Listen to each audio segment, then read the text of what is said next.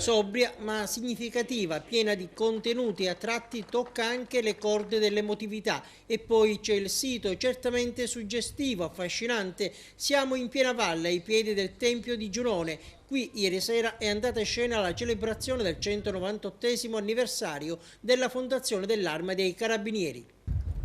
La collocazione più prestigiosa, più importante, un riferimento anche della nostra storia passata. Insomma, questa celebrazione non potesse avere grazie alla sovrintendenza, all'ente parco, all'architetto Bernardo, insomma tutti quelli che ci vogliono bene, che ci hanno consentito di essere qua, di celebrare questa ricorrenza per una cerimonia militare in un contesto, direi, di assoluto privilegio.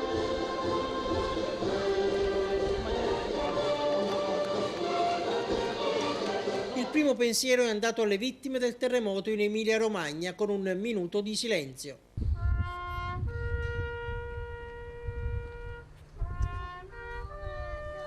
E a proposito di vittime, nel corso della manifestazione sono stati ricordati tanti uomini in divisa che hanno sacrificato la loro vita per servire la patria. In particolare il comandante provinciale Riccardo Sciuto ha voluto accendere i riflettori sulla figura del maresciallo Giuliano Guazzelli a 20 anni dall'uccisione per mano della mafia.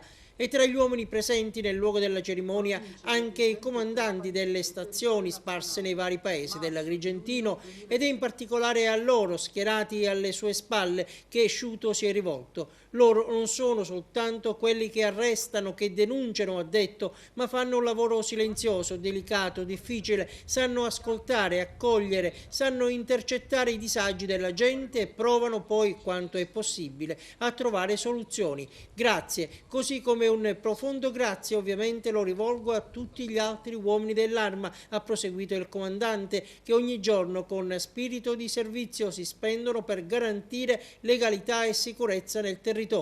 Ma qual è oggi il rapporto con la gente? È un rapporto costante, quotidiano, che si fonda sul principio della necessità di servire questo territorio affinché si possa dare il nostro contributo perché si emancipi rispetto al giogo di una criminalità organizzata e di vili costumi che si perpetuano purtroppo nel tempo.